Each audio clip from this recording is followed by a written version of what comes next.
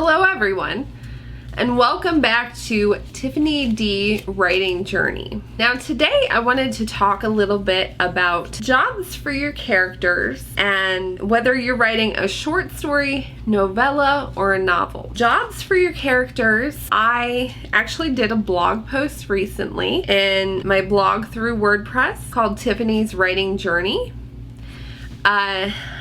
In that post, I gave more detailed information on it, so if you are interested in following up on the content that I speak about here, you can go to my blog there and you can go ahead and take a look at that. I hope that you enjoy it and you find some useful information there. So I talked about 4 different ways that you can pick a job for your character. One of those is based off of the storyline. Another is based off of personality of your character, or based off of itself, or based off of the author. Those are the 4 ways that I believe are out there for picking that perfect job for your character. Now, there is nothing saying that you can't choose more than one of those to pick that job. In my case, as many of you know, one of my characters in my current novel that I'm working on is actually a police officer. In that case, I chose based off of the storyline and the job itself. So basically, I came up with a storyline that actually had that kind of character in it, and I also based the personality and some of the flow of the story off of the job itself, which took a lot of research on being a police officer to figure out exactly where I wanted to go with it, what details I wanted to put into it, because obviously I'm not a police officer. So it did take some research to go ahead and do that. And my other character, in her case, her job is based off of the storyline and kind of her personality. I had the storyline figured out before I had her job figured out. Story didn't really need her type of job in it per se, but I thought that it fit her personality, and I thought that I could do a lot with the job that she's in. I'm not gonna tell you what that job is today. That's something that you'll have to find out when you do read my novel, hopefully in the future. So I really think that you can base it off of more than one of the things that I talked about. However, those are just guidelines to kind of help you figure out what you want to do with it, where you want to go with the job. The number one thing that I can say for trying to find a job for your character, trying to figure out where you want to put them, what you want them to do, is to research that job. That's all. Research, research, research. I know it sounds crazy. I know, because when you're writing a novel, it's all about inspiration, creativity, your imagination running wild and making these characters and developing these stories. But if you want to put those incredible details in there that will really make someone dive into the story and really understand what your character's going through, then you have to do some research for it. It's just my opinion. I think it makes the story better when it sounds like the author knows what they're talking about as far as their career is concerned. Yes, you don't have to have done that career to be able to help people relate to that job, but doing that research helps you learn more about that career. And then what also can help is think about your job. Think about the emotions you go through on a good day or on a bad day, or if you're on a time crunch. You know, you're really trying to get your work done in a certain timeline, like you're under pressure to do that. How do you feel? What are your emotions? And put that into whatever job you have for your character. Even if you've never done it before, you know the emotions of what it's like to work somewhere. So you're able to incorporate that in there, and then that really makes it believable and relatable too. And that's what I was talking about as far as the author goes, basing the job off of the author. Sometimes if you're really struggling with writing about a good job for your character, you could always just put your job in there. Nobody has to know that it's what you do. You know all the details that you can about that job. You know that job inside and out. You're able to put that in your novel and really make it believable without having to do all the research for it, because it's already in your head. You already know what you're doing. So that's a possibility as well. Personally, I like to put jobs in there that I haven't done before and just do the research for them. However, there are some of my characters where I use a job that's similar to something I've done before. So I do know the ins and outs of that. As far as like fantasy and sci-fi novels, I know that it's going to be different as far as the jobs will go. However, you can still take different aspects of regular jobs that everyday people would have, and you can put those aspects into a fantasy or sci-fi novel with their jobs. As far as the trials and tribulations of your job, or even the great days, a great day at work, your character in a fantasy or sci-fi novel, they're gonna have those same things. They're gonna feel that those same emotions depending on the situation, and depending on exactly what kind of character that they are, but they may feel those same emotions. So just keep that in mind. You can make it relatable in that way too. As far as the next topic that I would like to talk about,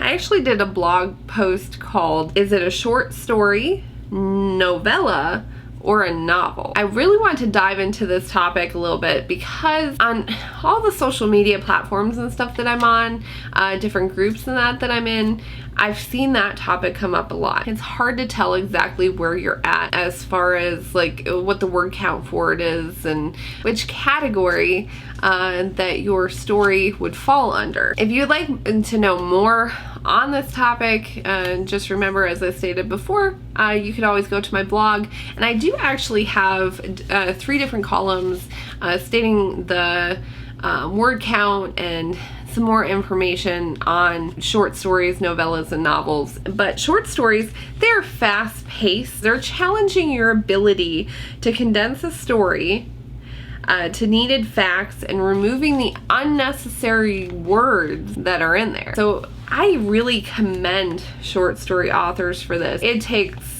tremendous talent to write something in such a small word count. The longer end of short stories, it could be like 30,000 words, which I know is a little it's a little up there, but that's the research that I did. I found out the absolute max for a short story, and that was it. However, when you're writing short stories, at least in my case for like contests and stuff like that, they ask for 3,500 words. So that being said, it's kind of hard to condense it like that. I continue to do short stories personally because I like to challenge myself with my writing, and that's a great way to do it. You're writing it on quick timeline, you're writing only so many words, and it really challenges your writing and challenges your ability to actually shorten your story, shorten your novel a little bit. So if you've never written a short story before and you're looking for a way to improve your writing skills a little bit, definitely enter a short story competition. See how you do. See how well you can write under that kind of pressure. It really works for me. I think it's a great way to enhance your talent for writing. So that's really the challenges of short stories, is you're trying to write a whole story, but in one event for a character. You don't have much time to develop characters or anything like that. You only have a little bit of space to do that. So novellas, now they provide you with that slightly extended space to do so, and that's to develop your character and the plot in a slightly more detailed way than a short story. You're still not getting the space of a novel, but you are getting pretty good space to work with. If you can write like that, you can write in kind of a combined way. You're writing a little bit close to what a novel would be like as far as developing some characters a little bit more in that, but you're also still under the same pressure as writing a short story and trying to get the information you need in such a short amount of space there. So it's really something to work on. I mean, if you're interested in writing short stories and you think a novella might be a little easier for you to do because it's a little bit longer, you could always start there and then move down to short stories if you'd like. I personally have never written a novella. It's always been a novel or short stories. 3 ends of the spectrum. That's just the way I like to work with my writing as far as my stories go. I mean, like I said, short stories are a challenge for me and I'm working on it. I don't think I'm that great at it yet, but I have had people like my stories. It really challenges you there. And novellas, they're the same. They challenge you. They challenge anyone as a writer to write in that small amount of space, condense all of that information. Novels are difficult to write too, don't get me wrong. They have their own difficulties involved in them, so it takes a talent for writing a novel, just as it takes quite a talent to write a short story or novella as well. We're all writers. We're all writing something, but we have different skills mixed in there that maybe another writer might not have, just because of the category that we're writing under as far as the short story, novella, or novel. Although I do commend anyone writing novellas and short stories, and I write some short stories myself, I am partial to the novel format myself. It's just what I like to write. I like the detail. I like to be able to write that kind of detail. It takes a lot longer to write though than a short story would. But I do love that you can develop characters at length as needed. You can develop plots, subplots, scenes, and many other things that you can't really develop in a short story, and I really enjoy being able to do that. I think I just do better with the extra space in a novel. It just really helps for me. Yeah, so writing in a novel, you're not as challenged to get to the point as quickly as a short story or a novella, so it really helps you in that sense as well if you like to have that suspense in there, because there's suspense in short stories and there's suspense in novellas, but you don't have that suspense hanging there quite as long as you do with a novel in many cases. So with my writing, I am still working on the same thing, still editing and still doing what I need to do there, and my beta reading, still reading through my novel. I am trying to stay up to date on the blog and these videos, that way I can share information to you as well. And working on my synopsis, of course, that's really taking a lot longer than I thought. It's really quite frustrating. It almost makes you swear sometimes when you're writing it and you're having trouble with it, just because I'm just having difficulty with it. I know it sounds crazy because you write a whole novel, and I said that in my last video as well, but I'm working on it. I'm checking out other examples of synopsis, letters and stuff, and just trying to really understand where I need to go with it. So I am working on that. But that is all I have to talk about today. I do post in my blog every Wednesday and Saturday. I at least try to. That way I can give you that information as well. And these videos I will try to post every Thursday, and they are including the information from my past two previous blogs, which is the Wednesday and previous Saturday blog is what I'm trying to do here. That way you get that extra information. Next time that I post a video next week, I hope to be able to talk to you a little bit about timelines as well.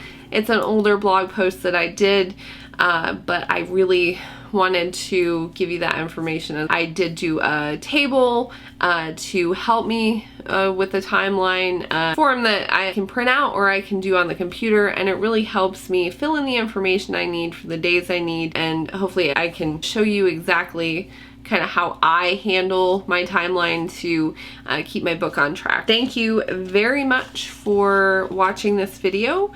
And please, if you've liked these videos, please like them. If you have comments you'd like to make on what topics I'm talking about, please feel free to comment down below.